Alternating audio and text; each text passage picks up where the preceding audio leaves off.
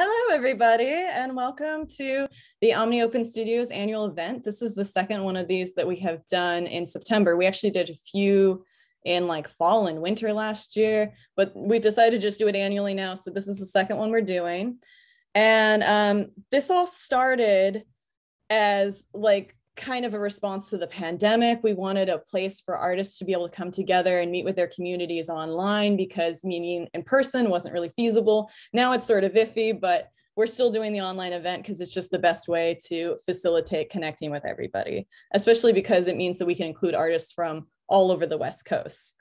So before we really get into it though, I'd like to do a couple of quick tips on how to view this. I recommend watching it in gallery view because then you can see multiple artists at the same time. I also recommend hiding the non-video participants, which is a little thing you can do in your video settings that will make it so that all the black boxes for the cameras that are turned off will go away and you'll just see the artists. Also pay attention to your chat box because we're going to be doing an art giveaway raffle and we're going to be doing that mostly in the chat. So I will make the announcement here, but then you're going to want to go there and that's where you're going to be submitting your name and your email for the raffle items. So yeah, let's get into it.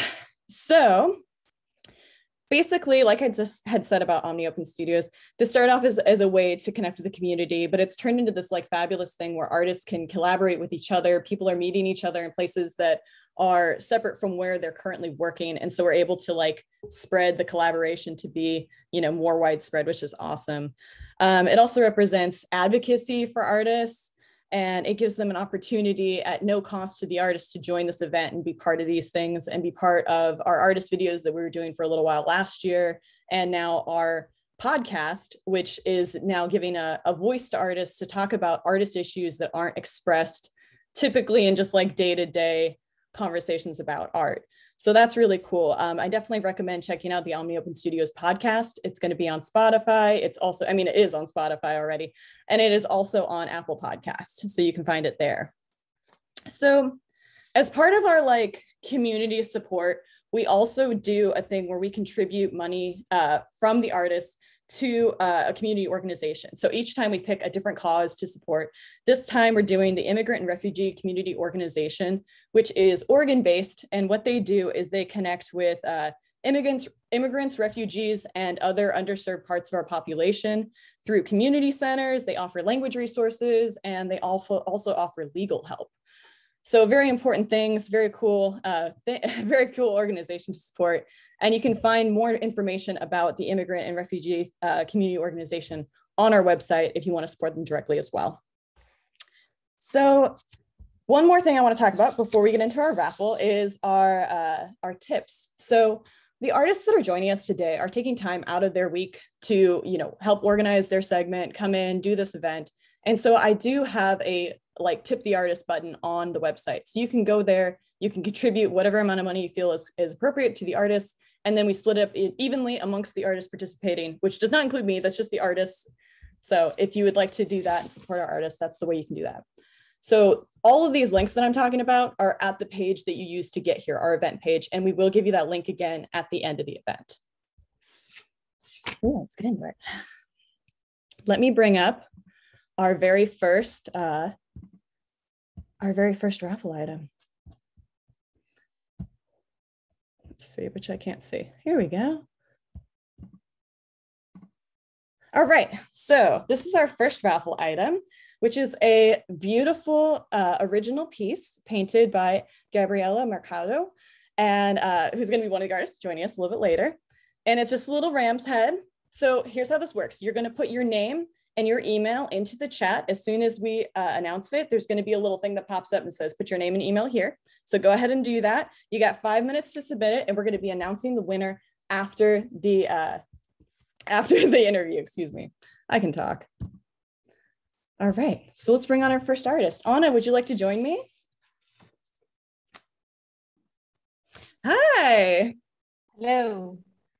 So you are joining us from Mexico. That's so cool. Yeah, that's why you see this background, because I am currently in Mexico, and I figured it would be nice to kind of have something that is of my own art in the back. It's decorative, yes. What is the piece behind you? So I titled it El Pintor, which is the painter, in response to just how bees go around pollinating the world and how obviously they pollinate flowers and all the flowers are different colors. Yeah. Just a little quick thing, the green here in this hex, you can't see my mouse, I don't think, but around the hexagon or the cube, the green on the cube represents the earth. And then the primary colors represents the primary colors, which we as artists derive to make all the colors that we can make. Oh, that's so cool. Yes, your art is very symbolic. Actually, this is perfect because I want to do like a little intro. Some of us know you already because you've been on this event before and you've also done the artist video with us, which we'll talk about a little bit later. But I want to kind of give them like a little bit of a summary of who you are for people who are just meeting you for the first time. So can you tell us a little bit about your work and how you started creating? Yeah, so I do bookbinding. That's primarily like my practice, although I do a lot of other stuff like installation work and a little bit of sculpture. However, I do these boxes that I call the Kinetic Box Sculptures, and they are using sacred geometry and insects, because that's my specialty. And they open up in various ways and they have little specimen inside. And that all kind of came through when every time I would come to Mexico to visit my grandma, she had a garden with a lot of plants. And so obviously there's going to be a lot of insects. And I started kind of just going through her garden and seeing all the insects. And that's kind of what really captivated me, where I started to be captivated by the insect world and the micro world, and noticing the geometry in the plants and the insects and everywhere. And I tried to kind of encompass all of that vast information into these little condensed little boxes that are very fun to make. They take a long time, but they're really exciting and fun. And I think they're very, it's like a curiosity cabinet in a way, but portable. Yeah, that's really good. That's really good like description of them. Let's go ahead and bring up your most recent project so people can see what we're talking about. I'm gonna share my screen. Yeah, you're gonna do a screen share? Great. Yep.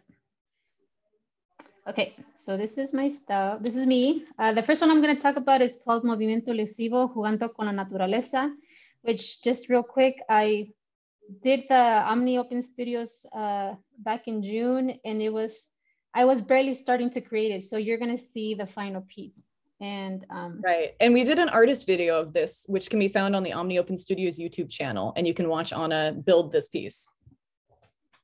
Yes. And that's on my website as well. Yes, it's also on Anna's website. If I was at my house, this is what my studio would look like. So I wanted to add these photos so just you have an idea of what it is. This is me starting to do the box in the very beginning stages. And this is what it looks like now.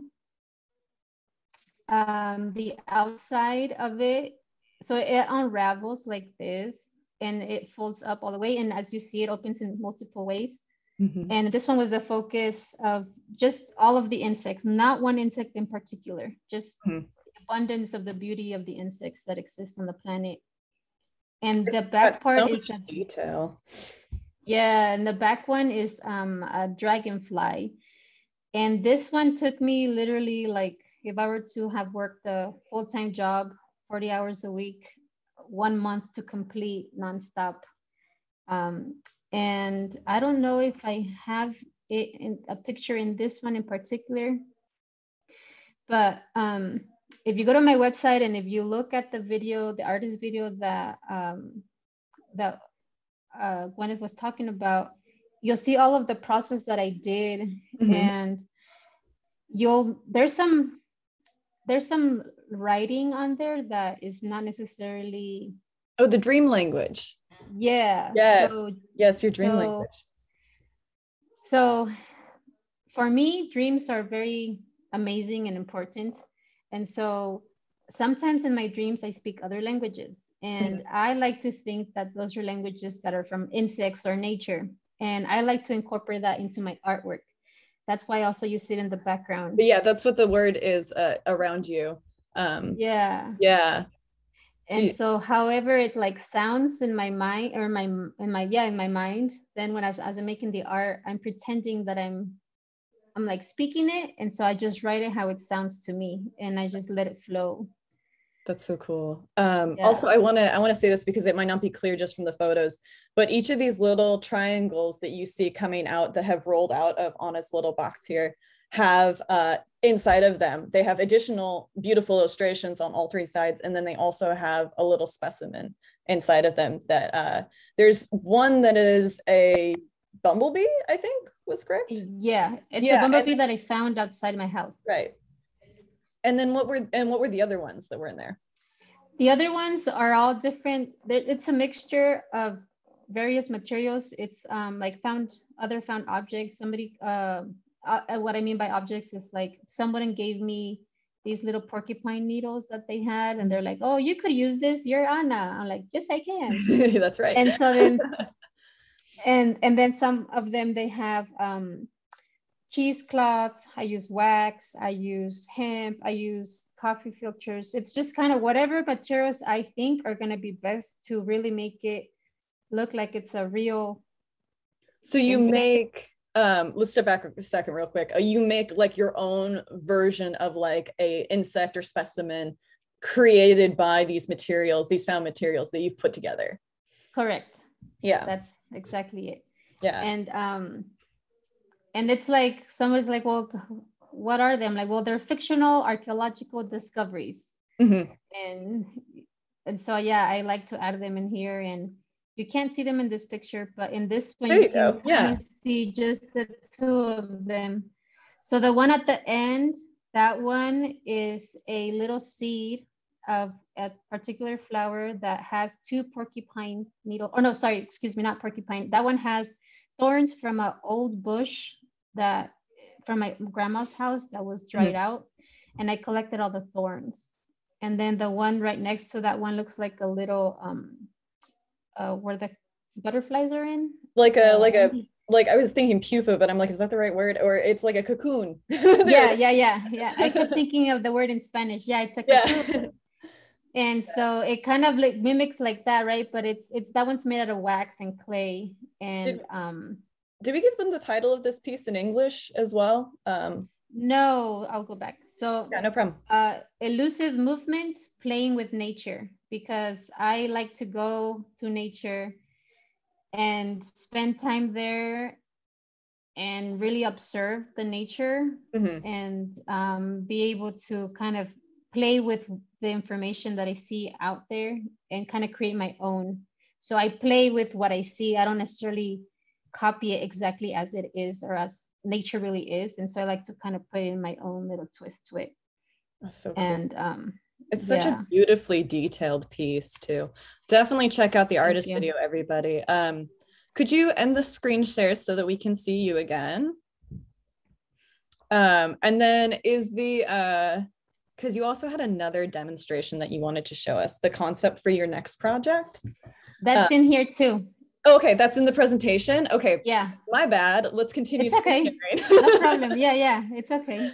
Yeah, no problem. Right, here. Yeah. I thought for some reason that you were going to hold it up, but I was going to do that, but it doesn't make sense with the background though. So yeah, the screen share works better. And also it would be too hard to show you all. It's easier this way. Yeah, you've got like a video. Smart. Yeah. Okay, so again, that's me. So the next one, the reason I have this photo is because, as I mentioned, I'm in Mexico and I'm from Michoacan. Michoacan is where the monarch butterflies migrate to as well, like all the way from Canada, and all of the migration, they end up over here. And so I was really lucky to see one this trip. And so the next the next box that I'm going to create is going to be based on the monarch butterflies, again, focusing on pollinators. This is me in Mexico, just so you guys all can see real quick. Oh, yes. And then, so this is the box. Again, it's going to be a hexagon in relation to, insects, bees. And the sacred geometry as well, right? Yes, the sacred geometry, correct. Yeah. And then this one is also going to open. The other one opens all the way, like, you guys saw it. I don't have to describe. It rolls out. Yes. Yeah, it rolled out. And this one, it opens like this. And so cool. So this one, I'm going to show you a video. Oh, you've got a video. Cool. Yeah. So it's going to, Yeah, so I want to play one more time. Yeah. And this one, the idea behind it is that it's a flower. And so Yes. then you can open it up and then it closes back up when I pull the strings. Oh, that's so And cool. that's what's the so yeah. So now I'll do my stop sharing. Yeah. So you've got like some real Yeah, engineering going on there. So it's I a know. flower, and what's the concept behind it? Like, what's the art going to be? So it's gonna be the monarch butterflies. And my idea is to kind of to really get to know the monarch butterfly. So like study it more deeply rather than just be like, oh, it's so beautiful. Yeah. And then understand its stages and kind of what more metamorphosis it goes through. So it's kind of a play on metamorphosis and rebirth, because I mean butterflies, that's what they do. Yeah. And I feel like it's a really big lesson for me, humanity. And I wanted to do the flower because I love flowers a lot. And I feel like it was appropriate to create something like that to encompass as much as I can about the monarch butterflies. And I wanted to keep it kinetic again. I wanted it to so that the viewer can also like have fun with it, because my whole idea behind all of my art is to kind of go back to the innocence of who we are before we get, in a way, like programmed by society of like use your imagination, like have fun, create from the heart space and go for it, and just more, it's like open your imagination and have fun and play and love life. Yes. Yeah. Love it. Well, can you tell us a little bit about what's in your shop right now? So right now I haven't updated it, but that's a surprise. Also, I'm going to be doing a launch about that. I'm going to be doing, right now what I have are journals that I've made. And they are, the covers are about flowers and insects. And I have some prints in there too that also have, like one of the prints is the one that's behind me. Oh, very cool. And when I get back from Mexico, I'm going to be making, so this is the first time that anybody's going to hear from the public. So you're lucky that you're here. Yeah, you heard it here. Yeah, you heard it here. I'm going to be printing shirts of different designs. Ooh, that's so cool. So I'm working with my friend. My friend does shirt printing stuff. And so I'm working with her so that I can have those ready, hopefully in the next month in October. That Just way in also time for the people, holidays. yeah, exactly. That way people can go. And once I have all of that, like, because obviously I need to go back so I can see everything before I post to the public, but I wanted to share that with everybody who's here so that way they can keep an eye out on that. Yeah. So you guys are all the very first ones to know. Not even Gwen knew about it. I didn't. It was a surprise. Yeah. I wanted to surprise you too. Awesome. So yeah, and so I'm excited. And then so right now is journals and prints, and then in the future, near future, I'll have shirts and other cool stuff. So definitely check out my website. Awesome. AnnaBedolla.com. And thank you for being here. Yes, thank you so much for coming on. Yeah, thank you for having me. Of course. All right, so yes, you can find the links to all of the artists' different shops are going to be, like I said, on the same page you used to get here, the gwynethmanley.com/Omni Open Studios event page. So when you want to do some shopping after all of this is done, that's where you go. So let's do an announcement on our winner, right? Who is our first winner? So it looks like Marissa Coral, you have won the first piece. Congratulations. So we will the artist will be contacting you in the next couple of days to get your address and get that shipped out to you. So congratulations. And just like that, it's time for another drawing. Are you guys ready? Let me pull it up. So okay, so that was the one that Melissa just won. Congratulations. And here's our next piece, which comes from Marissa Carpenter. And this is a 5x5 original piece. So that means it's hand painted. It's not a print.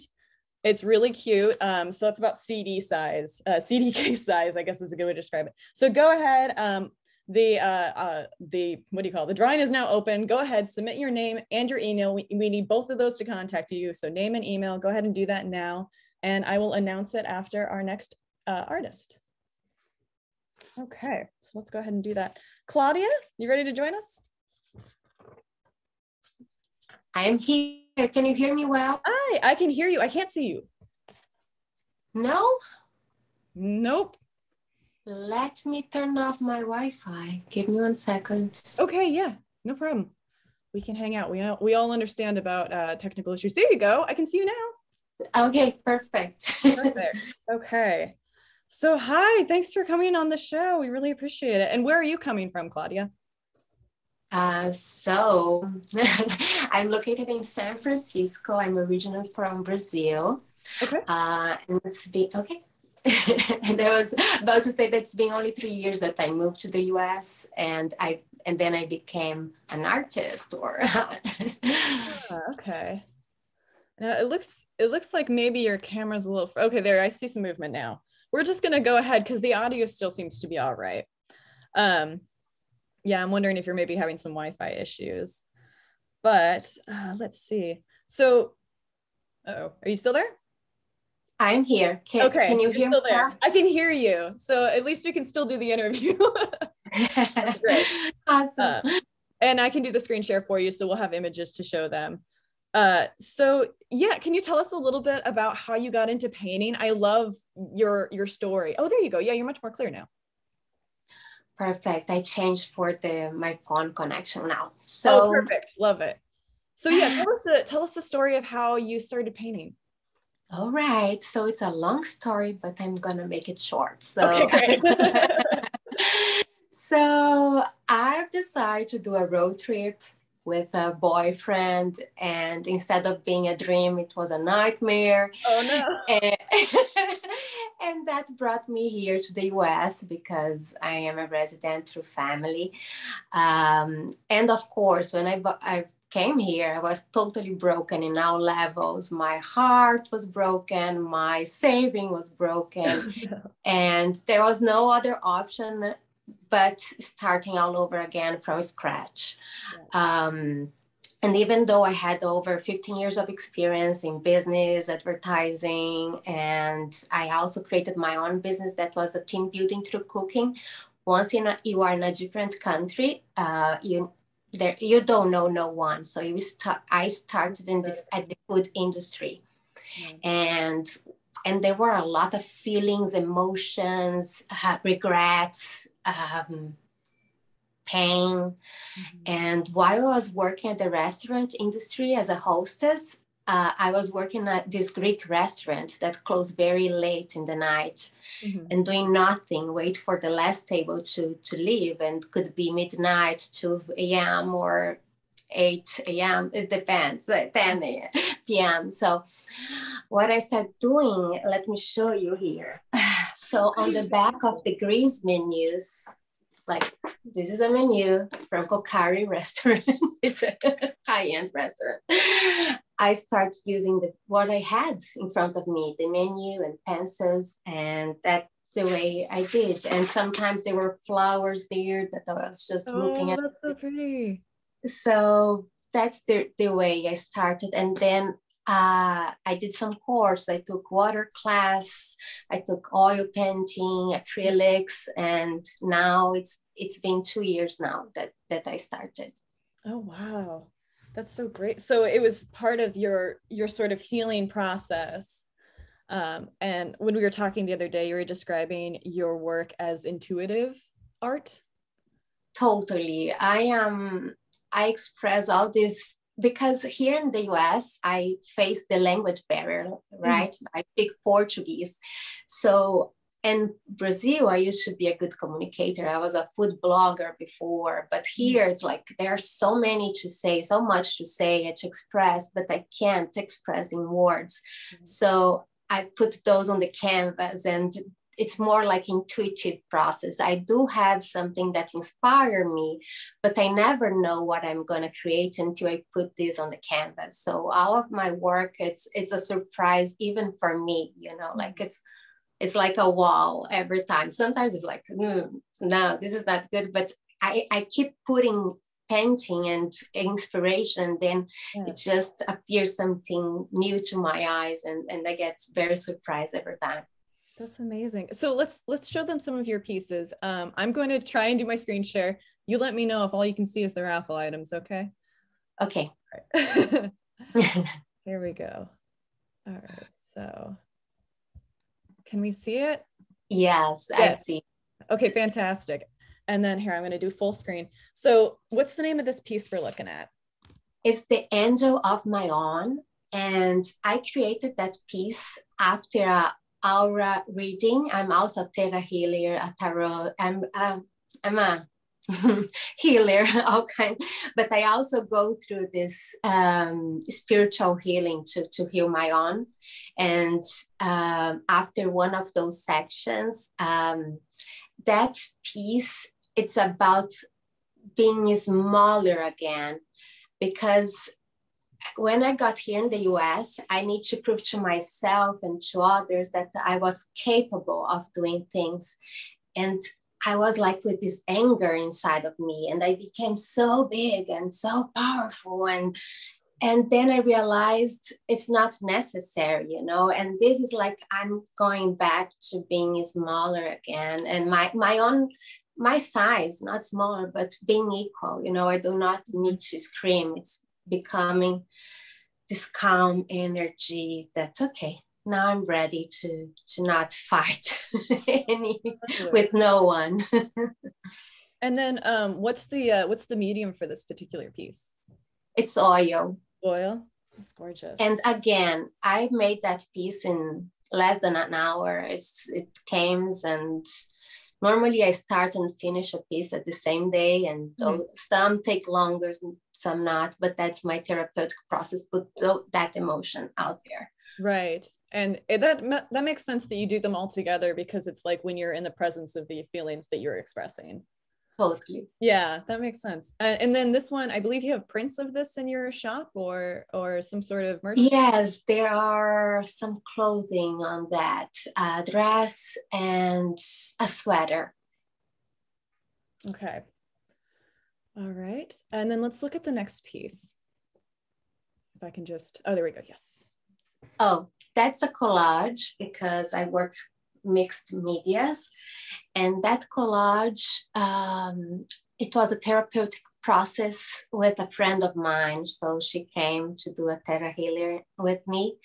And this piece expressed like, do not listen external thoughts, or do not view with somebody else's eye. But if you look close to the second laid on the right side, I put voice on her heart. So all the earrings and the mouth is there. Oh, yeah. So yeah. So it says, if I were you, I would listen to your heart, to your inner voice. Oh, that's lovely. I really like the detail of this, all the little details in this piece and the color palette. Okay, so let's look at the next one. Oh, I know what this is. So this is the piece that is on your raffle item, and you were going to tell us about it. Yes, that I've created during the pandemic, when COVID just hit it and we were all in our houses without getting out. And I was working with a group in a workshop, and we look outside our window, and I was here in this apartment, and that was the sense that I had, that I was in a cage, and it's about, I want to be free, and I want to see colors outside there. But there were not only colors outside and love, but also this darkness, you know, because we were all afraid. That show, I want to be free, talks more than only the pandemic.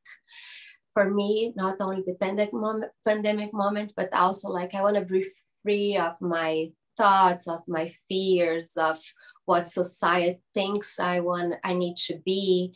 So it's about honoring yourself and be free of external voices again. That's fantastic. What a great piece. So yes, this is going to be one of the raffle items later on. So stay tuned, everybody, so you can. Yeah, and that, should I tell them how or no? Go ahead. because it's the raffle item is going to be a mug, so that's printed on the mug. It's on, yeah. It'll be on a mug. So yeah, and I'll show you an image of what the mug looks like. So I'm going to stop sharing real quick, so we can see you again. And yes, that will be a mug. So what else do you have in your shop? So you've got some really cool stuff that's like your work has been put onto like clothing and like backpacks. Yes, I have one here. So this art piece, I have this in backpacks, in mugs, in top to go to the gym to work out. And yes. Oh, very cool. So this is my favorite one that goes well with everything, actually. Oh, very nice. And then the top for the gym, sports bra, right? That's yes. That's what we call those. I think. I was like trying to remember the word for it. Same here. Words are hard. Well, thank you so much for joining us, Claudia. Such beautiful work. Of course. Thanks for having me here. Of course. Thank you so much. All right. So let's go ahead and, oh, you can turn off your camera. I'm going to do the raffle announcement. Thank you so much. All right. So hi, everybody. Okay. So let me get my notes figured out over here real quick so I know what's going on next. And I have a winner to announce. So it looks like the beautiful 5x5 painting from Marissa is going to my own father, Loring Manley. So congratulations, Loring, you have earned a beautiful piece. And let's go ahead and get into oh, I'm sorry, I gotta do the next raffle item. Good grief. All right, so let's bring up the next raffle item. All right, here we go. Where are we?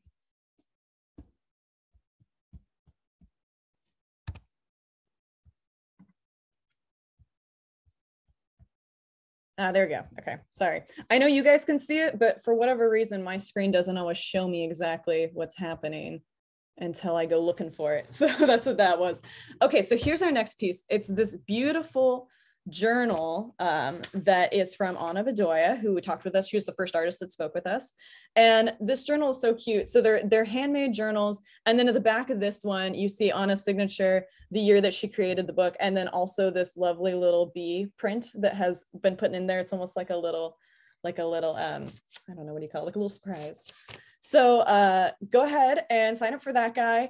The raffles are now open. You can give us your name, give us your email. It's important that we get your email. Otherwise, we can't contact you to send you the fabulous thing that you have won. So make sure you give us that.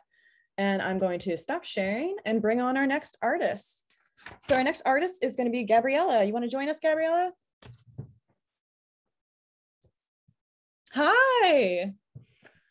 Hello. Hello. There we go. There you go. Everything's good. Yes, we got sound. We have video. And I love your hair. Oh, thank you. I know I said that during our artist meeting, but I still love it. It's such pretty hair. Yeah. So, okay, let's talk a little bit about your work. So you have very sort of spiritual based symbolic artwork that you're doing. Can you kind of give us like a little summary of like sort of how you started getting into that sort of genre of spiritual work? So I guess in general, I don't want to say I'm a very dramatic person, but I do enhance things. I mean, look at my hair. Yes, it's pink. So I think my art is a great example of my enhancement of my perception of life. And I think, you know, it's so funny because looking back now, like thinking about it, like my art is very dramatic, and it just reminds me of Frida Kahlo. And I remember the Frida Kahlo is a Mexican artist, and I'm a Mexican artist. And I remember being like compared to her a lot, and I really do enjoy her story, although it's very sad. But I think I really do resonate to the enhancement and the richness and the symbolism that I guess my culture has had, and I really do resonate with that storytelling, which art is in that form, you know? So, and I feel like my culture tends to enhance things very richly. Yeah. So I think it comes from my background, and it just comes from my perception of what I wish to say, what I wish to project or to share with the viewer. And in general, it's just something that I enjoy. And it's generally, I think my paintings do have to do with something that I'm going through. It is very personal, but at the same time, I think it's something that I think we can all resonate to, because, you know, we're all in this, and I think we can really receive a lot. There's something that I love that artists, that viewers of my art, and I'm pretty sure a lot of artists get this, where the viewer actually gets their own perception, their own message within their own. That's definitely something I've talked with artists about. Yeah. So I feel like, wow, like I didn't think of that, and I didn't really necessarily choose that, but I do love that it resonates to that viewer in that specific way. So, yes, exactly. So they can have like their own perspective on what they're seeing without necessarily the context of how you interpret the symbolism or the imagery that is in your paintings. Exactly. Definitely. Well, should we go ahead and start showing us some of your work? Yeah. Yeah. Okay. Let me do the screen share thing. Here, let's see. Watch me go hunting for it. Okay, here. I found it. Let's do the screen. Can you see it? Yes. Okay, good. All right. So that's how we know it worked. Okay, so what's the name of this piece? So this is called Cacao Ceremony. And this painting is basically a tribute to my first cacao ceremony. And so this is why you see like the cacao fruit. And the beautiful thing about the cacao fruit is it's super colorful. It's so pretty. Yeah, it's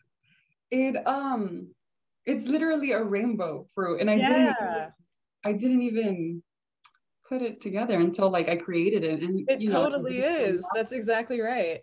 And so this painting is basically depicting my first vision during a cacao ceremony. So the cacao, which I mentioned to you, the cacao energy has to do with grandmother energy. This is why when people are very sad or very like need some kind of support, like you go to chocolate, either chocolate ice cream, or you go for like hot chocolate. That's why like during the winter, like the Mexican hot chocolate with the abuelita on it. Yes. Exactly. So it's a perfect example. And it's so funny how it's something so simple. We think like, why is it a grandmother? You know, why? Right. We don't even think about these things, but it's like the comforting, you know, like feeling of being with your Yes, that makes a lot of sense to me. Yeah. So during my ceremony, I was actually connecting to that grandmother energy, and she was holding me. And so during my vision, I received this vision of a lava lamp. And you know, when a lava lamp begins to, as soon as you turn it on, it begins to slowly begin to like bloop out. And the bloops. So what she was reminding me is like, hey, when you disconnect yourself, you think you're neglecting or abandoning, you know, different aspects of yourself or people or, you know, certain things. But in reality, you're honestly connecting to source. You're connecting to yourself. You're connecting to and held to. You can't see it in this picture, but the water in the little bloop, surrounded by the little bloop, is actually gold. So that gold liquid is actually God. And when you choose to disconnect and connect to yourself and be led by yourself, you are actually connecting to God. And you encourage others, just like when it continues to heat up, others get inspired to disconnect to and bloop and as do their well. own thing. Yeah, to do their little. You too can bloop. You too can bloop. With the power of chocolate. It's a gorgeous painting. I love the color palette on this piece. Thank you. Yes. Let's move on to your next one so we don't run out of time. Yes, tell us about this guy. So this is called Fill Your Cup, and it's supposed to have like a simple name, but it's a very dramatic painting, as you can see. So first of all, it's a glass, it's not even a cup. So the glass symbolizes yourself, ourselves, and it basically shows how we're not so basic. Not like everybody is magical, everybody is super divine and sacred. And the reason why I chose a chalice is because, you know, chalices are used in ritual and in religious ceremonies. Awesome. Thank you. I got you. And I think we're all very sacred, and I think it's important to recognize that. So the chalice is considered to be the viewer, and what's inside the chalice is a double terminated quartz. So it's a quartz crystal that has 2 points, and that crystal has to do with activation. Not only activation to activate yourself and to awaken, to feel energized, to feel alive, but also transmutes energies to balance, not only to give, but receive. That's why that's there. And the reason why I added, I don't know if you can see, but I added little slivers, little cuts, pieces of orange, cucumber, and lemon. And the reason why I chose those fruits is because I think, you know, when we drink lemon water, we purify ourselves, we hydrate, and we nourish ourselves. And I think it's important to do those things. And I also added a rosemary and a lavender to also give flavor, but also the symbolism within lavender is to calm, to remember to be calm within ourselves. And the rosemary is basically to remember who we are. And so the water pouring down is basically the universe, God, like everything, and ourselves, us giving to ourselves. So the reason why I poured it super like aggressive, like flowing, and you described it as dancing in our artist interview, which I think is a beautiful like way of thinking about that. The water appears to be moving. Exactly. So it's supposed to be like kind of like a excitement, like yes, I can do this for myself. It's an inspiration, and it gives so much more movement to the painting. And the insects around it basically symbolize our connection to the earth and to the creatures, and a reminder that when we take care of ourselves, when we give to ourselves, others benefit. Like, for instance, they're all waiting for us to like receive, that way they can receive too. They can benefit from us, and in such a beautiful way. And it's funny because some of the creatures are like looking at you like, when are you gonna do it? I like this sassy little praying mantis down here. Or is that a grasshopper? I don't I never know. Can we look at the next piece? Yes. All right, let's do that. So, okay, this is such a lovely piece. Yes. These are the chakras, right? Yes. So this one's called activation. And these are what you said, the chakras. So our body has main energy points, 7 main energy points that if we connect to them, we're basically more in alignment and in flow within ourselves. And you know, it's funny because it comes in the form of the rainbow. So red, orange, yellow, green, you know, that spectrum and prism. And when you connect to these aspects of yourself, you're just more in alignment and more flow. So this painting is basically showing how to do that. So how I do it is I close my eyes and I breathe. It's so important. So by the way, let's all breathe right now, okay? Let's all take a moment and inhale and exhale. Because it's so important to just breathe. And that's like the most basic thing we can do, but we forget to do it.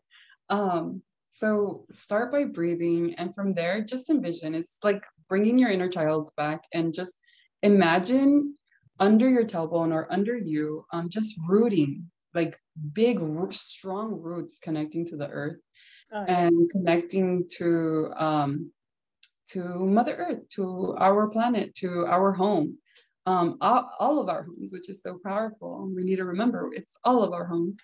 And from there, we just simply connect back up. We turn on the energies, just like I said, with your imagination. So first starting with in the base of the tailbone with red, then going to the belly to orange, and then by the rib cage, yellow, the heart, green, the throat, blue, the third eye, violet, and the top is indigo. And shooting up into the stars, into a specific star that you feel called to.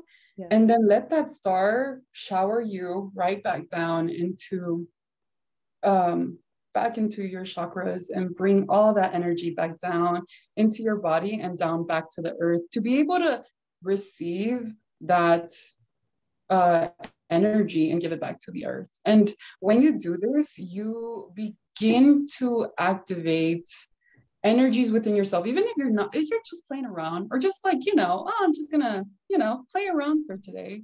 If you just decide to do that, I feel like unknowingly, you're actually doing a lot for yourself, and not only for yourself, but those around you that you're going to interact with, they're going to feel good. Like, whoa, you feel so good. I feel so good looking at you or being with you, So Absolutely. You're giving off to another person and you're giving back to the earth, which is a sharing of your energy. And I think it's important to do that during this time. Yes, definitely. I'm noticing very consistent. You have beautiful bright colors and all of these pieces. Can we look at the piece that's behind you? I'm going to stop the screen share so we can talk a little bit about your process and like how you choose your color palettes. Yes. So I really love to enhance colors because specifically I love connecting to children and my inner child. And I think that's a constant thing that I want to really have a relationship with in life. So I realized that if a child likes my painting, I've succeeded because they're the ones that know. They're the true critics that are like, they know art. Yes. So they haven't had their perspective shifted yet. And they know what's up. They know what's up. Yeah, they know what's up. I like that. So what's the piece you're working on behind you? So this piece is called The Cave. And it's funny because it doesn't look like a cave, but there's a parameter, like the exterior is a cave and the center is actually so we're looking out of the cave. Yes. This is a piece that's in process too, if you guys didn't hear me say that. So and it's come a little farther since the last time I saw it, so you've been working on it. Yeah, I'm like adding color in there, and I was kind of like, I need to get this going, but I think a reminder of like, hey, divine timing, don't force yourself because then it's gonna not look so great. Right, and we want to see the process. Exactly, yeah. But speaking of the process, let me show you. Actually, what I do is I sketch it out. Yes, lovely. It out, and then I add like I add the symbolism because I love adding like symbols. For instance, there's a divine feminine in the center, like people coming out of the cave or looking into the scenery to be like to be curious. I think it's important to be curious, and like especially if we've been used to a cave for a long time. I think seeing light is like either scary, super scary, but also curiosity comes in, which causes us to be lured. Yeah. So this is the general idea of what we'll be creating. It's so funny because my paintings, even though I make an idea. Like for instance, I'm gonna show you the example of the fill your cup, fill your glass. So this is so that's the sketch that you were working from. Yeah. So this is like the general idea. And as you see, like it kind of does look like the painting, but I have like little details that I like change or shift. Right. Things shift as you go through your process. Yeah. So so yeah, that's just my process. That's and fantastic.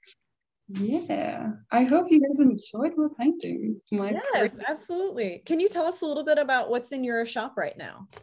Yeah, so right now I have paintings from the year, not the years from, but like the months that have passed. And I really enjoy having an inspiration of what's happening in the current moment. For instance, there are two paintings right now that for instance, one is the sun and another one is the moon. And they're activations from certain astrological events. So one was during the December sun eclipse, and the other one was made during the December also full moon.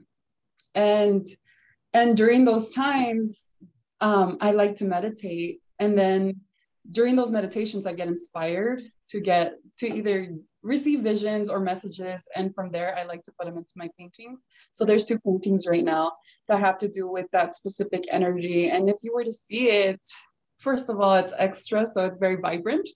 Second of all, there's actually, just like Anna shared about different languages and different forms of communication, I do heavily believe that art is a form of communication. Oh, yes. But there's also symbols and what is coming, it's beginning to be like a very common, it's beginning to come out into the light, which is called light language. Light language is a form of language that is understood with the heart, with the soul. And without fully understanding what it is, like you wouldn't be able to translate it into English, but if you were to see it with an open heart, you'd be able to receive and understand the message that's coming out from the image. So it's more like visual communication than it is like verbal or yeah. So both of those paintings have light language. So you've got two original pieces. In the shop. Yeah, in my shop, I only have original pieces. Another example. Okay, so you've got entirely original pieces. Okay, cool. That's another example is my grandmother's painting. I have a painting, not of her, but of the situation, not situation, but inspired by. It symbolizes her and her. By her crossing over and what I learned from it, and what beauty comes with such painful situations, you know. And I think that's one thing that I really love to give to the viewer is symbolism. Symbolism and message, like deeper understanding and deeper messages or meanings to each piece. So there's a couple paintings, so go check them out. Yeah, go check them out. Well, thank you so much. My pleasure. Yes. All right. So yeah, again, everybody, and if anybody's just tuning in, you can find the artist shops by going back to the link that you used to get here. And you can go ahead and turn off your camera. You're totally fine. Thank you. And you can go back to the page you used to get here, the Omni Open Studios link event page, and that's going to have all of the artist bios. It's going to have links to their websites. It's going to have a link to our tip button. It's got a link to our Patreon if you want to support the project. All of those things are going to be there. So we have a winner to announce. So for, what was the thing that we just did? It was for the journal by Anna. That's what it was. And it looks like Lynette Jimenez, I think is the way your last name is pronounced. I'm so sorry if I got that wrong, Lynette, but you are the winner of a beautiful journal, and we will be reaching out to you shortly about that. So let's do the other raffle item. Let me do a screen share real quick. And let me see. And Yes. Okay, great. So they're in the right order. I was like, this jumped ahead. So remember that mug we were talking about that Claudia was sharing the details of the piece with you? This is the I Want to Be Free kind of COVID reflective, but also, you know, inner like peace reflective piece that Claudia was talking about. And it is a beautiful mug. It is microwave and dishwasher safe. I went and checked it out on her website, so I can tell you guys that for sure. So go ahead, start submitting your names and your emails to the chat. Remember, we need both of those in order to contact you. You got 5 minutes, and then we'll be announcing the audience or the audience member who has won this piece. There you go. After the next artist. So let me go ahead and stop sharing so I can come back. Okay, and then Raha, would you like to join us? Hello. Hi. With Raha Esmaeili. Hi. Did I say your last name correctly? You did. I was gonna say yeah, yay. Pronunciation. Yeah. I'm glad you gave me that tip for it. Thank you. Yeah, okay, so let's talk a little bit about because you just kind of started getting into painting again, because you said you'd done it as a child, and then there was a huge gap between. Yeah, you tell. I don't know. I'm telling the story. No, yeah, you basically said it. It's like, it's funny. Everyone's like, oh, you started pretty recently. And I'm like, yeah, it is like I told you. So I grew up in a really artistic family. My dad is actually an exceptional painter. If I could show off his paintings, I would. Do the next event. Yeah, I was going to say, exactly. I'm like, next, I'll show you guys my dad. No, it's cool because, yeah, he was always kind of encouraging about that. I was usually harder on myself growing up, which is why I explained to you. I didn't really feel like I was just so hard on myself that I didn't see art as like a fun thing. And I would always critique myself so much. And then come the pandemic, I definitely had some realizations of like, oh, what makes me happy? Like when I had like a lot of free time on my hands and I started diving into things that like I normally wouldn't have done probably. Painting was one of them. So I started painting for friends and just sending paintings to people like all over because I was like, well, this is a fun way to stay connected. And then I realized, oh my God, like, yeah, I stopped doing something that I love, you know, because of stupid reasons. So I started painting more. And I'm Iranian American, so I actually started researching my own art history because I was like, well, as a kid, like first generation like diaspora kid, it's like all those paintings I would see in my house, I was curious about, and I wanted to try my hand. Right.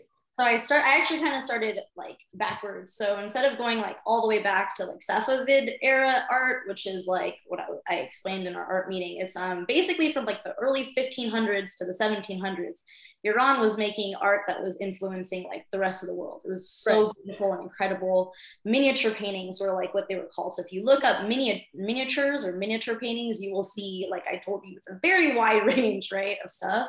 And then came the medieval era in Iran, which is the Qajar dynasty era. And I actually picked up on a lot of that art that I hadn't seen before because Safavid's a little bit more popular. So I was like, wow, medieval Iranian women, like that's so cool. I didn't even know how they used to dress. I didn't know all of the different like aspects of our culture that were so ingrained in the art I see now even. And then I started trying my hand at it. So I was painting medieval Iranian women and posting it on my social media, and people were like, oh yeah, how much is that, you know, how much is that? Oh, that's cool. Yeah, so immediate like response from your community. They're like, we want to buy these.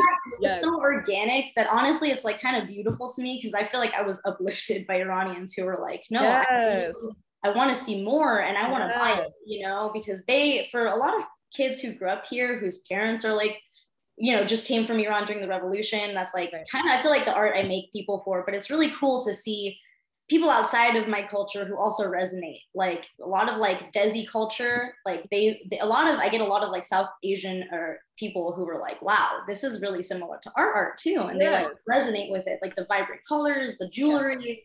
And it's just kind of cool. I feel like it translates to all cultures when you really look at it. Yeah, it does. I love the colors. You know, it's kind of interesting. The collection of artists that we have today is a lot of color, and like all of the pieces that we were looking at. Yeah. This is a very color-based group, which is fantastic and goes together really well. Yeah, so can we show them your pieces? You have a screen share that you can do. Okay, good. So let's, I was like, am I responsible for this? I can do this. You got it. Okay. Give me a second here. You do the screen share. Yeah, because I want to show them, I mean, there's a piece behind you, but I want to show them what we're talking about. Yes, so I'm gonna start sharing this, and I'm just gonna give you one moment here. Yeah, no problem. Make this full screen. Very good at technology. No, you're doing great.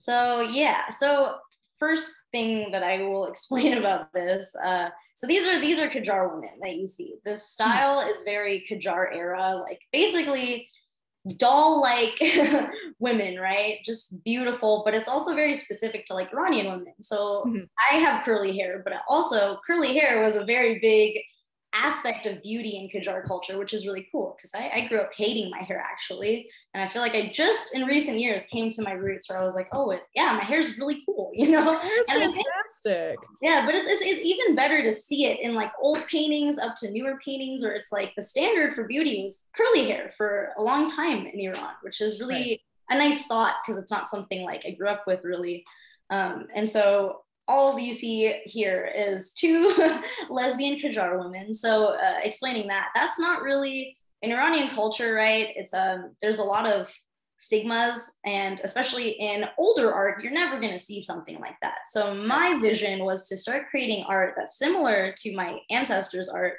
but with a new perspective on the world. So I specifically picked the background first, and I was like picturing like two, women meeting at night in like secret, and it says Juna Dilam, which means basically like all over my heart. Yeah, and that's the vibe I wanted to give, is like, yeah, they're not friends, because a lot of you'll even see like art that was like very queer, but obviously it was never like, I feel like it wasn't openly queer. So I'm trying to make some waves, and I definitely have had people who get like mad at me for making art like this, which just tells me I'm doing the right thing. Yes. I'm like, well, just wait till you see more. Yeah, I'm like, some controversy out there.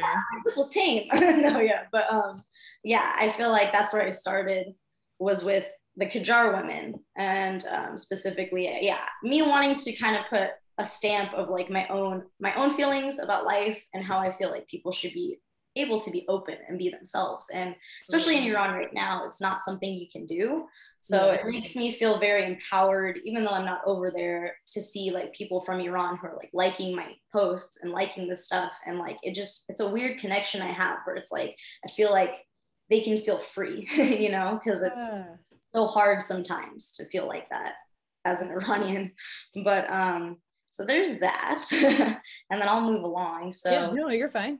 Yeah, so then I started playing with it, right? Because I was very much stuck on, I feel like at first, people. I did not see this piece. You added this piece for me. Yeah, I was gonna say, I've made a bunch, but Ziba, so this one's called Zibaru. And specifically, like that means in like Farsi, basically like someone of exceptional beauty, like just. Yes. And another, I think a lot of people, so all my art does go back to some kind of meaning. I actually saw this. So this is like a recreation of an original, like old painting in my own style. So she, wasn't a normal person. I made her like ethereal and with blue skin because I was like, it just felt right to make her more almost like a genie vibe. Yeah, it was what a lot of people were telling me. Like, I like the genie. And I was like, yeah, right. I'm like, she's supposed to be magical and feel like she's obsessed with herself. And you know what? Sometimes it's good to be in love with yourself, Right. Like, it's something that's like stigmatized too in culture, where it's like, oh, well, be confident, but not too confident, and be like this. Especially for women. Right, especially for women. So I was like, you know what? Here she is. She's like, and it's actually, so yeah, that part of the painting is like the recreation of like a woman looking at herself. And I loved that. And so I was like, that's a really cool piece. The color palette's fantastic. I love how the reflection in, I'm guessing this is like water, like that's correct? Okay. Yeah. And I love how you've made the color sort of turn into this bluer version of it to like, represent the reflection.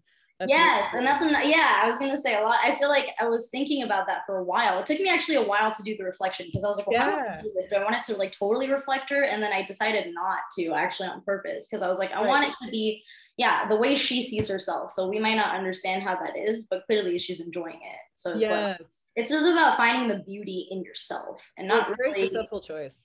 Yeah, thank you. Yeah. And let's see, so afterwards, so this is one of my newer designs, and this is called Khanum Khorshid. So what she is, this is a really popular motif in Iran. So this has been, she dates back to like one of the earliest religions in the world. So Zoroastrianism, which was, honestly, it's funny. Like I feel like Iranians who aren't even Zoroastrian anymore still connect to so much of that religion became part of our culture. Right. And she is one of those things. So in Iran, they saw the sun as like a giver of life. So a lot of the theologies and ideologies revolve around like we're children of the sun, kind of. Yeah. And she specifically, so she became a symbol of actually androgynous beauty, which I thought was so cool. I didn't know that until I researched it, because you think she's just feminine. But in Iran, you know, back in the day, like when, I don't know, stigmas were still not a thing yet, I guess, there was like a mixture of like appreciation of beauty, where it was like, oh, it's not just feminine beauty, there's masculine beauty there too that crosses over. So like the thick unibrow, like people saw that as like a sign of beauty in men and women. It wasn't just like women who were, it was like uplifted for it. And it's like the curly hair, like men and women. So again, things that like crossed over between both the masculine and feminine in Iran, which I thought was super cool. Now, as time went on, she's definitely been feminized more. So my version shows like, but I think that's kind of cool too, to think of like the sun as like our mother, right? So I don't know. Right. Like it also still connects as to why she became a woman kind of throughout like time going on. Yeah, that does make sense. So that's just my version of her. If you look up Khanum Khorshid, you'll see so many different types, which is so cool to me. It's like everyone sees her in a different way. I painted her as like my version, which I actually ended up, she's one of my favorite pieces, I think. Out of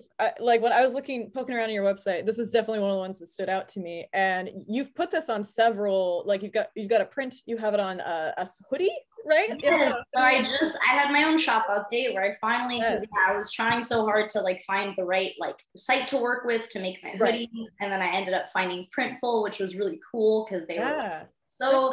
It made it very easy for me as an artist to just put my design and like make my own. They do all the rest for you. They do all the rest. Yeah, that's so great. It's more about just getting like people that want to be able to wear my stuff. Like, you know, like I had so many people, specifically with her, actually, she was the reason I did it, being like, oh, well, are you gonna put her on a hoodie or a t-shirt? Because I would wear that. I was like, I would too, you know. So yes, absolutely. That's a good little shout out for artists who want to do like put their pieces onto like, you know, hoodies or your shirts or whatever. I've personally done that myself, and it's like the best thing when you have like your own logo on your hoodie. I was gonna say, so I'm excited.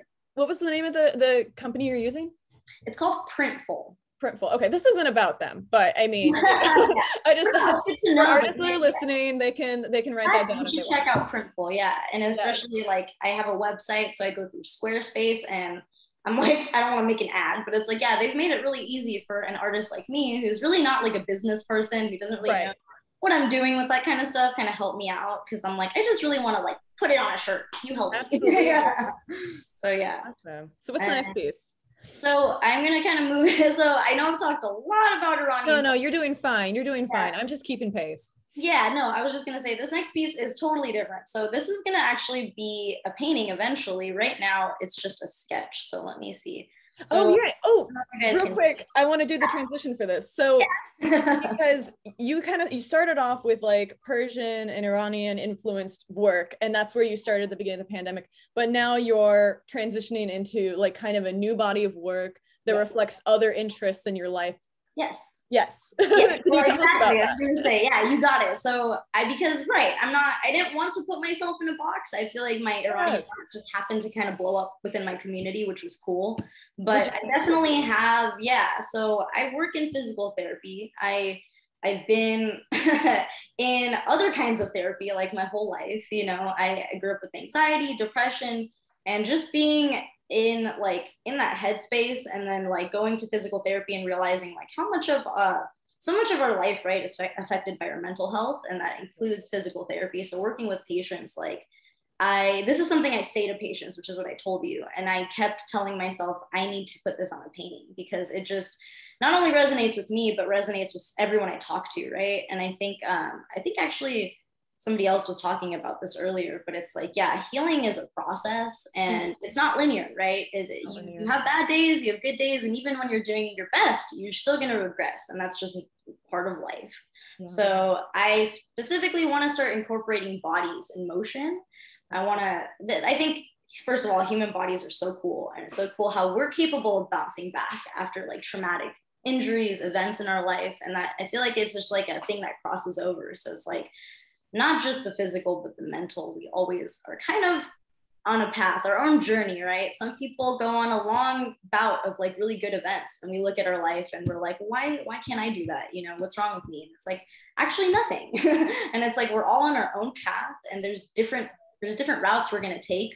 But I feel like if you can like remind yourself that this is just one day out of a whole lifetime of events, you kind of learn to pick yourself back up. So that's like, you know, I depicted basically literally a person running, falling, which was actually me, because I had to go to physical therapy. I was a like runner after soccer, and then I started having my own physical like issues with my knee.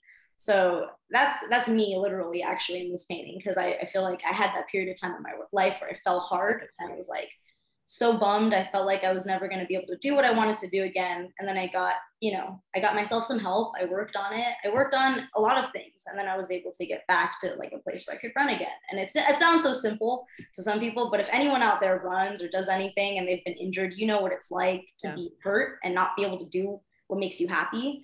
And it's just such a good feeling, to like even if it's slowly, pick yourself up again and be able to like work towards that goal. Absolutely. Yeah.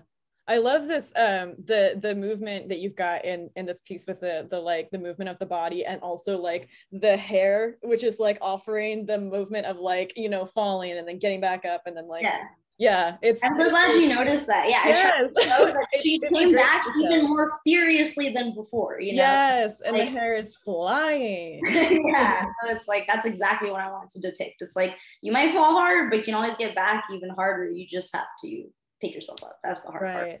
Yeah, absolutely. And you have other pieces that are more recent ones that are like to communicate a message. Yes. Well. So speaking of, I've been using a lot more typography to, like you said, communicate. So the next piece actually that's in my shop as a print.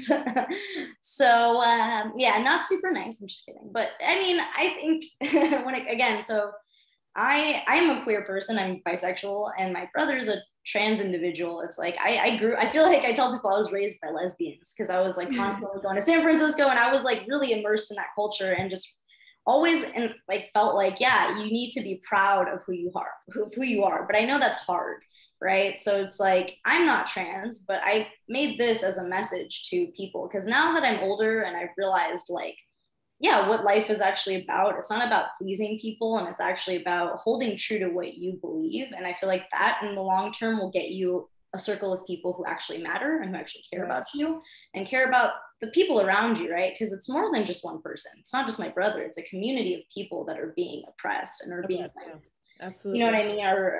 On average, like trans people are killed more than anyone, especially trans women.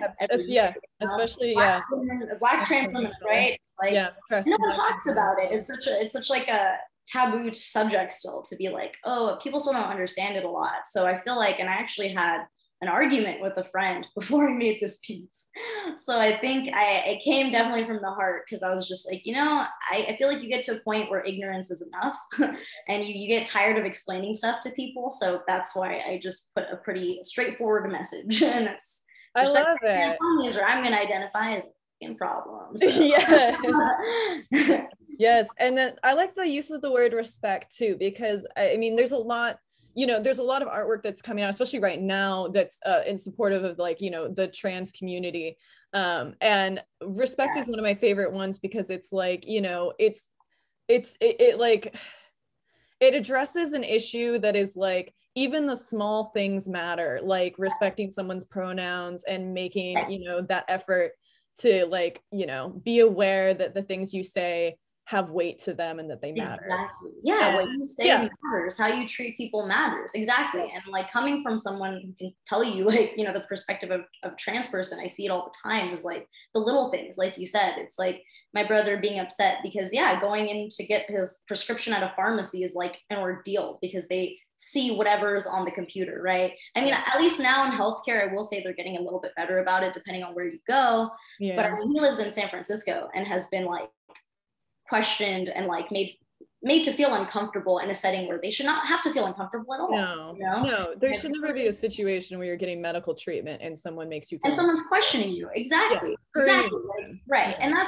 And that's a whole other thing, right? And then it's like, so then you go out to the public and there's still so much ignorance out there where people are like, oh, well, I'm okay with, you know, queer people, but I'm not gonna pretend it's not this or that. Like, you're a girl, you know, and that's the kind of stuff that I think I've had enough. Yes, so absolutely. I wanted it to be a bold message, and it is bold. Yeah, so I'm glad it resonates with you. I like. Yeah, absolutely. It's a beautiful piece. I'm also a bisexual woman, so I'm in the queer community as well. Yes. And understand. And even we're stigmatized, you know. It's like so crazy how that is. Yeah, even worse. Yeah, I mean, I pass. But yeah. Exactly. Right. I'm in a relationship with a man, so I get that a lot where people are like, oh, well, you're not anything. Like, you know, and it's like so interesting to me. Oh, like, yeah. There's like the other side of it. Just like you never know if someone is trans. It's like you can't judge people by how they look. Like I want to make more art about who they're spending time with. Figures. Yeah, exactly. Like, come on. Exactly. So yeah, love it. Okay, and this is one of the pieces that's in the shop. Yes. So this print is in my shop still. And then I have others. I didn't talk to you about this, but I had another print I made. You got a sneaky one to show me? Is it on the thing or is it just in your shop? It's in my shop. I was gonna say. Okay, sure. I can show you guys. I don't know if you can see it. Why don't you close the screen share first so we can see? Because right now you're like a little thumbnail. Oh, that makes sense. Yeah, that's okay. That's why I'm here. Don't worry. So there's end screen share at the top of your screen. It's like a red button. There we go. You guys can see me, hopefully. Yes, now we can see you, and you can hold up the piece that you have. So this is a piece I made. This is the original, actually, but the prints are in my shop. So this painting says, "Do your part, punch more Nazis." Yeah. And it's specific. I don't know if you can tell. So she's an like Pacific Islander, Asian American. I wanted it to be something that you could kind of tell or not really tell. It was during the time, which I mean, it's still not a thing going on, but Asian American hate and how that blew up during the pandemic, right? And how awful that was, and how many people have died over just senseless like acts of violence because they don't understand the difference between a virus and people of a community and mix the two together and hurt a community. So I again had strong feelings about that. So I didn't want to post something that was just like, stop Asian hate. I was like, we need to do our part. Maybe you don't need to punch someone in the face, but you do need to let people know when they're outright violent with their language, because sometimes in the stomach get them in the stomach or the arm or something. Exactly. I'm like, something to just maim them, walk. It's yeah. So, and I actually have like stickers of that. I still give out those stickers in all my orders just because, again, like I'm not sure everyone will want to put that on something. Sometimes people are like, oh, wow. And I'm just like, yeah, I don't know. I feel like my art is strong messages have value though, and there are people who are going to appreciate that strong message, and there are people who are going to maybe feel less inclined, but those people who are less inclined to appreciate your particular message are not your audience. That's exactly what I say. I'm like, well, that's not my target. So the people that don't appreciate your work are not your audience, and they do not matter to your work and to your business. Yes, and I'm learning to be able to do that, like separate critique from what I want to make and just be like, all right, if you don't like it, it's not for you, unfortunately, but I'm gonna keep going. Yeah. Was there anything else in your shop that you wanted to share about before we sign off? Yeah, I mean, the painting you see behind me isn't up for sale, but I have large khatuns, the ladies that I was talking about, medieval Iranian women. So I have that, one of a canvas in my shop right now that's a different khanum, but she's beautiful. I think if anyone's interested, that would be one of the ladies I have right now. I'm definitely going to start painting more khatuns eventually, but I just recently ran out. So, and then I have prints. So I have a lot of prints of my art. That's one of them. Yes, so I have other styles. This one is called Respect Your Mother. So I also care. Everything I do, I was gonna say, has a message. And then like other women, I don't know, this is Qajar, which I made her around the same time that I made Zibaru. And she's a little bit more of a spitfire. So Qajar is like fire. And I want to depict a lady that's strong. And then, yeah, more Persian art. This is actually cute. I like this print. It's not Persian New Year yet, but when it is Persian New Year, this might be something nice to get your friends. So it's a time of year where we basically celebrate the spring equinox, which is huge in Iranian culture. And we have a sofra hafsin, which is like a table of symbolic items. So I made a little print of my favorite items. I love that. Business idea. That would be really great for a sticker palette too. Yeah.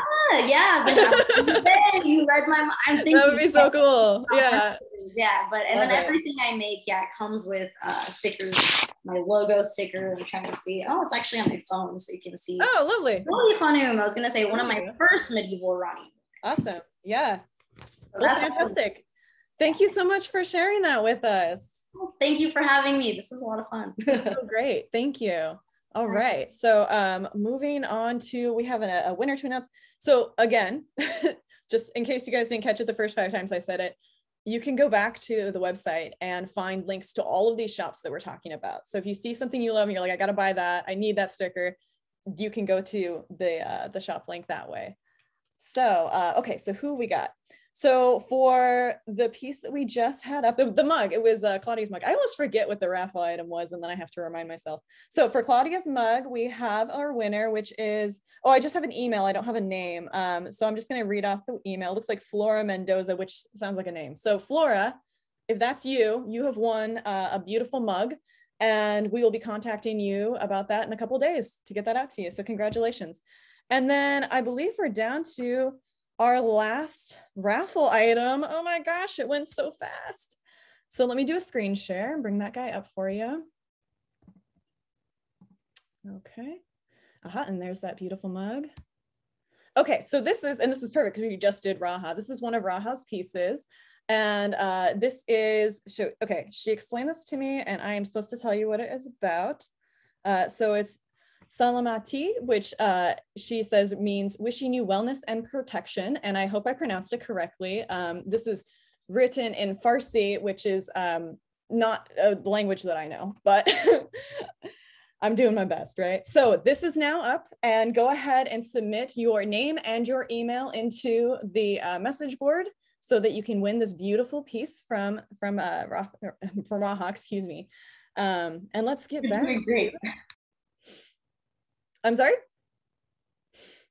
I said you're doing great. Oh, thank you. I was like, I think that was Raha.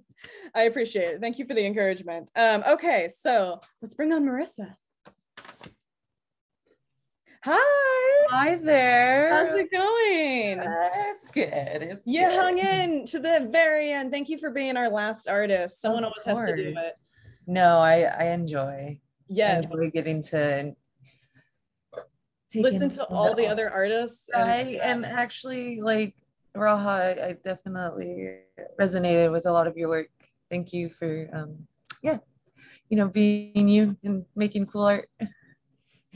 But yeah, we're gonna bring everybody at the very end. We'll bring you all back on so you guys can talk to each other again, because like that community connection is one of the best parts about the event. So okay, great. Let's get into your work, Marissa. Do you want to tell us a little bit about like how you got started doing what you're doing? Yeah. So art has always been something in my life, but I was never. I wasn't too invested in it when I was young. I would always dream about being an artist, but I'd never had the confidence to get to it, or even realize that there are simple things that are considered art and that everything you do is basically art. So when I moved to San Francisco for college, I was unsure of what I wanted to do. I had my general education in my general eds done, and I was just trying to figure out what major I wanted to do.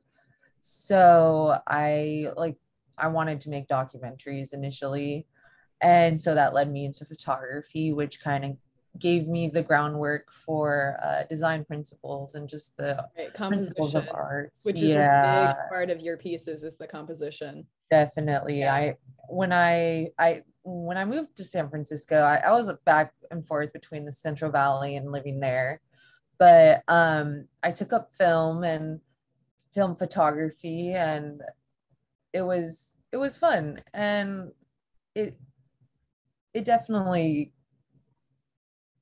I started Instagram in one of the years I moved back, and then I would curate them and have compositional elements of one photo go into the next. So this is your photography? Yeah, so because that's something you do with your paintings. Yeah, that's where I drew that from, actually. Well, that's so cool. I would post series of 3 of each photo from different times in my camera roll, but they'd have to have some sort of theme or flow into each other in some sort of way. Right, like just to describe that for the viewers, because we can't see it, so the horizon line with one of them would line up with another linear element in the next painting, or the next photo, excuse me, and so on. So it would be like they kind of flow into each other visually, even if the subjects were not necessarily related. Definitely, you got that. Thanks. On point. So that I didn't have the confidence to draw or doodle, or even I was just like, I want to go to school for that. But going to the Dion with my friends for the first museum visit that wasn't school related in elementary, Keith Haring was showing, and he I was just floored, because it was something that I could see myself doing, his style. And let me just reveal, I have my gems on top, but it was just really empowering to see his work, because it was simple designs, but it was really powerful. And I ended up in a little enclave where it was neon lights, and they had a documentary showing just, about his life. And I learned that he died on my birthday, and I was like, oh, that's cool, but in a weird way. Is it interesting? Yeah, coincidence that the two sort of go same year? No, 5 years prior. Okay. Still though, nice round number. Yeah, definitely a hand, right? Right. And yeah, so he's definitely given me a hand he has a hand in my art. Just even years later, moving back to Tracy and discovering that I could still paint and do art. Because when I was in San Francisco, that's when I took up journaling and taking my sketchbook around to and from work and school, and just doodling and getting my drawing skills that way. But and you have your sketchbook is such an important part of the way that you create. Just out of curiosity, how many sketchbooks do you, because you fill one up and then you move on to another one, how many do you have? I wish I could say that I fill them up to the brim, but there's okay, so I have 3 graphing ones that I shuffle through, because I'll doodle until a page is full, but there's 3. There's other sketchbooks that are not lined, that are just free form. There's gotta at least be 12. Gotcha. They're definitely in the closet though. Oh, okay. You have a ton of them. Do you have you had one to show us, correct? I do, actually. I have my screen shared, and this is I'm going to be sharing my recent fruit series and how I plan that out, because this is your fruit series, which you did over the summer. That's very summer appropriate. Right. And it was, I wanted to do something to celebrate Pride and summer at the same time. So I had a time crunch. I presented a time crunch to myself, and I hadn't posted or made any art or a series in a while. So it was just, and my friend Kayla, she commissioned me, and it was just perfect timing for me to get started on it. And so I start out by just basically doodling whatever, and kind of giving my gears. And over those doodles, I'll figure out, oh my god, what I find interesting about the fruit, there's usually one or two aspects I like to focus on. And so yeah, and I usually, well, with fruit, it's inherently sexy. And you know, a lot of the designs just like drew themselves. There were some limitations, just that each fruit was like assigned its own color naturally, so I had to like arrange my colors around that. Oh yeah, because usually you have like a very specific color palette. Yeah, definitely. I usually rely on 3 or 4, but for this series, I think it's close to 12, including black and white. Sorry. But so even with like the doodles, I had to figure out how they're gonna line up cohesively. So this time around, I figured that I could like just make tiny squares and do it like that, and then so you're working on composition here with these. Yeah, definitely. Since the colors, they're gonna decide, they're gonna do themselves. It's still hard with the colors. The too many colors is a little harder than less colors. But this way I was able to like mentally map out what goes into what lines are similar to what. And I kind of like, then I'll pull them down. I initially wanted to do 9, and it was, I wasn't satisfied. I needed more. So I decided to do 12. So that's why right here you'll see the extra. Oh yes, you've got 3. Kayla actually commissioned 6, and I was like, you know what, I'll do you better. And I did 9, and then I was like, I have to do 12. And the ideas just kept flowing. They're so great. I think my favorites are the apple with the little worm coming out, the blueberry. These are very small, so I don't know if everybody can see them, but and then there's the blueberry, and then there's like a strawberry. Oh, there you go, thank you. A little strawberry with eyes. Yeah. Is that I have a few motifs that I like to follow. Yeah. Can you do me a favor? Can you rotate it so that they're the whole book? Just the book, not the camera.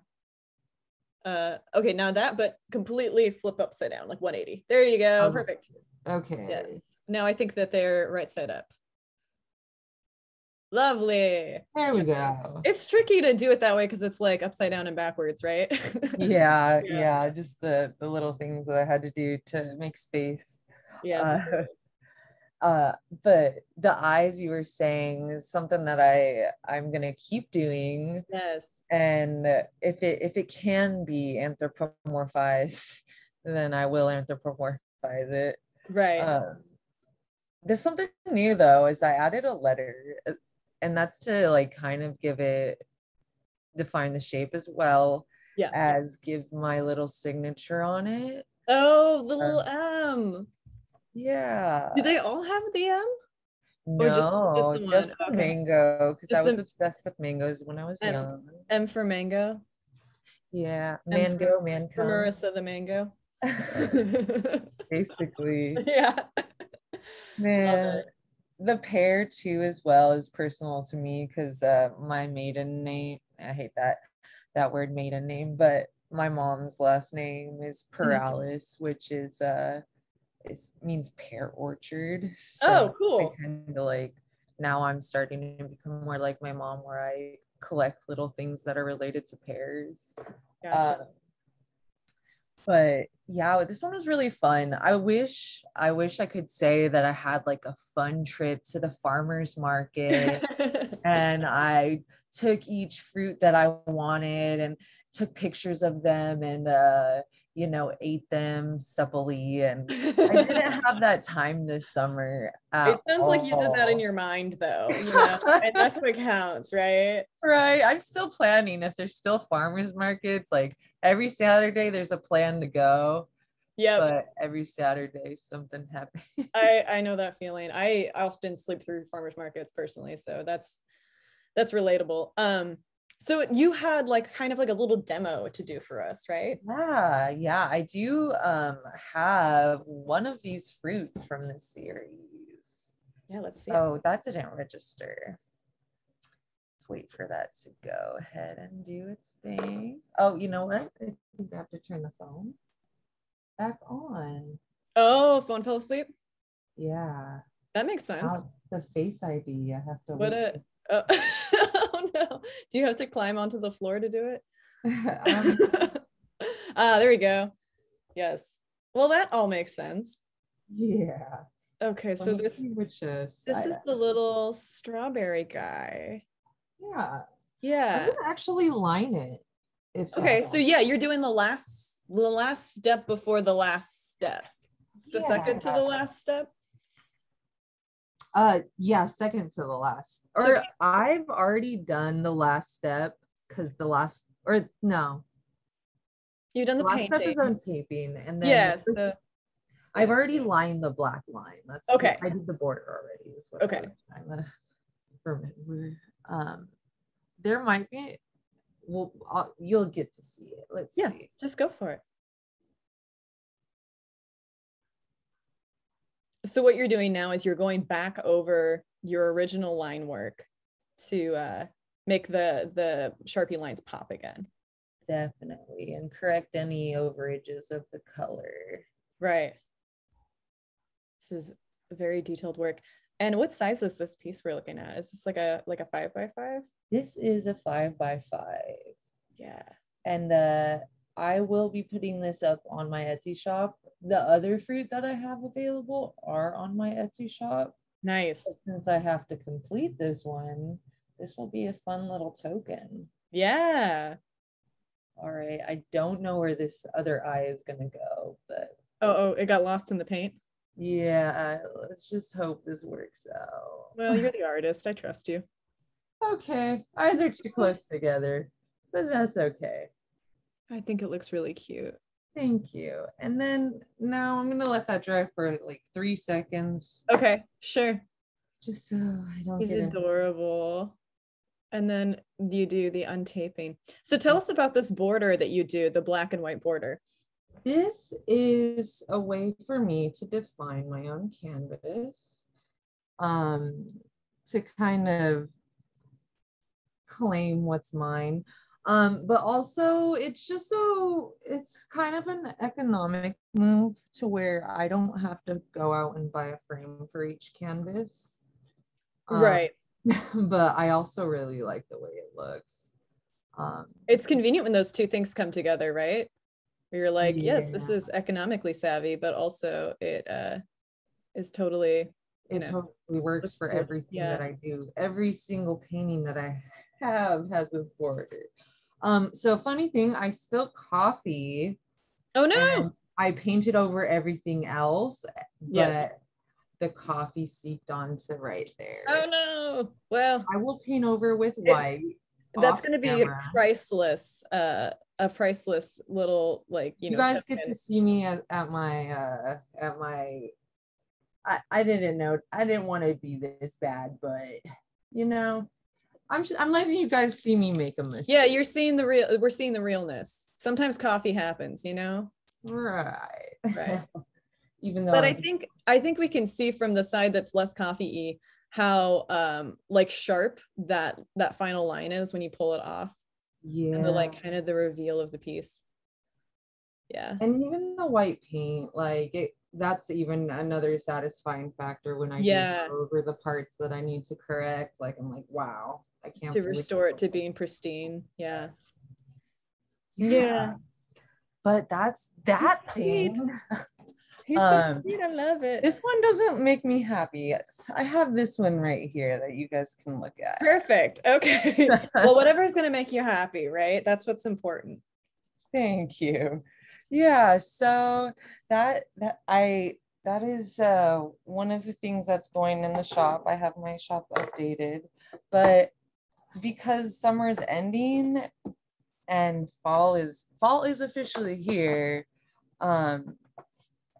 I'm working on getting a new series uploaded. Right. And when we were doing the interview, you referred to it casually as your abduction series, which made me slightly nervous for a moment. Can you explain that title? Yeah, I'm gonna stop the screen share. Yeah, stop the screen share. That's fine. Yeah, these guys I've always been into UFOs and aliens, but the pandemic, I don't know. Even like when I moved to Tracy, I'm not like super happy here because I always want to get out of the house basically. But since the pandemic, like I've been getting more into and feeding my interest of UFOs and aliens and maybe a little too much, but I've been doodling while I'm reading my UFO stories and watching my UFO videos and podcasts. So that's also been something that's helping me is like just nonchalantly doodling. Right. No pressure to just make something, just enjoy the process. So I do like flowers a lot, but this is something. They're like, are they flowers? Are they UFOs? Are they both? Yeah, and also like street lights as well. Like yeah, they do have a street light vibe. Well, you know how often a street light turns into a UFO. I mean, that's something that happens. So I don't know. I think maybe in my mind's eye, just visually speaking. Well, and they got that beam that comes down from them. Exactly. It's very UFO-y.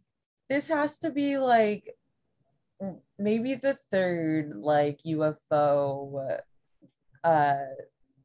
themed painting that I've done. Right. But this is part of its own series. Each of my UFO series, or the other UFO that I'm thinking of, has its own series as well. And it's about not abduction, because this one's a little bit more dark. Yeah. But also like it leads into this, which is like energy being not sucked up, but like it's being given off, but it's going up. They're wanting it. Yeah. My paranoid self is saying they're wanting it. But it's kind of pleasant because they don't have to be malevolent. Right. So I wanted to lighten up that portion of it, but that one goes into the middle, and it kind of leads up into this idea of a light being, which is something that like I've read about light beings, and it's a little ominous. Wait, are you saying light being like a person of light? Yes, like okay. Being, yeah. Being as opposed to beam, which is what I thought you were saying, but yes, being. Okay. But also like an alien as well, right? An like extraterrestrial, but it's its own like genre of right. Extraterrestrial. Yes, I like how he's a little swiggly. Yeah, and so together, let's see how can you do this? Because this is one of those, what we were talking about before, where you have 3 different pieces that all form a composition together.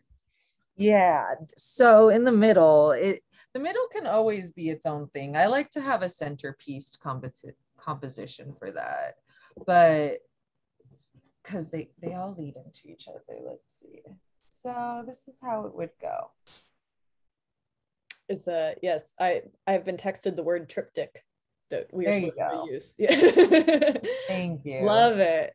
That looks so cool. And then of course these are going to have white borders. They currently have tape on them, but yeah, they do. I have to I gotta give them a little love. I have to archive them and get them ready for show, which is not like a huge show. It's just me pressing send. Right. So you've said some of the things that are currently in your shop. Can we just give them like a little like reminder? I have 5x5 inches of my fruit series, and I will be adding these to the shop, the ones I just shown, as well as the other fall colored and essenced paintings. Those will be up by, I want to say, by the end of the weekend. Okay. Yeah. But as well, I have 5x5, 6x6s, and an 8x8, as well as my other paintings that I exhibited last year at the Omni Open Studios event. Oh yeah, that's great. Yeah, fantastic. Well, thank you so much for coming on. And yeah, I'm just gonna finish up with a few more announcements. I gotta announce the raffle thing, and then everybody's gonna come back so we can talk while everybody goes off to the shop. All right. So thank you so much, Marissa. It's always so nice to have you on. Oh shoot, real quick, I want to boost your artist video. We did an artist video on Equalitubbies, which was one of your pieces that you did. It's this guy under the flower. It was based on influenced by the Teletubbies. So go to our YouTube, or that might be on Marissa's on your LinkedIn, or your not LinkedIn, Linktree. You know what I'm talking about. On your Linktree, and you can find the artist video there and go and check that out. Awesome. Well, thank you so much, Marissa. Thank you. Thank you. All right, so we have a raffle announcement to make for the last raffle winner. So let's go ahead and do that. So for Raha's beautiful piece, it looks like our raffle winner is Ajeng and Tasari. Congratulations. I know this person, that's why I'm laughing. You have won a beautiful painting. And if you would like to sign up for our email list, we send out emails about monthly to give you guys an update on what's going on, announce any calls for artists that are happening. So that's opportunities for artists, and then also any events that we're doing, and to let you know what's going on with the podcast. So if you'd like to sign up for that, we're going to stick the email list collection thing in the chat, and you can go ahead and put your email there. We are not harvesting emails from the giveaway. That's not how we do things. You have to give us permission to use them. And then, yeah, I just want to do a couple of boosts real quick and remind you guys of some links. So you can go back to the page that you came here on. That's going to be www.gwynethmanley.com/Omni Open Studios, all one word. You go back there, you'll be able to get to all the links for the artists. Remember, you can tip your artists. You can support our Patreon, which let me tell you a little bit about that. So I am now doing this, Omni Open Studios is my personal art project that I'm doing. And my Patreon supports all the things that we do financially. So if you would like to help contribute to Omni Open Studios, you can join the Patreon and you can help us in that way. Or in my online shop, I also have a sticker. So the website that you're going to is my website. So if you just hop over to the shop tab, you will find the Omni Open Studios stickers in the shop. These guys are $4, and the money goes directly into making these events happen. And so we really appreciate your contribution if you want to get one of these stickers. And let's see, do I have anything else I need to tell you? Nope, that's it. So I'd like to invite the artists to come back on. We're gonna sort of sing everybody off. We're gonna chat for a little bit amongst ourselves while you guys sort yourself out. You get your link, you sign up for the email, you do your thing. Yeah, we did it. Hey, thanks for watching. For more videos like this, go to the link here. And to support us, you can join the Patreon by going to the link below.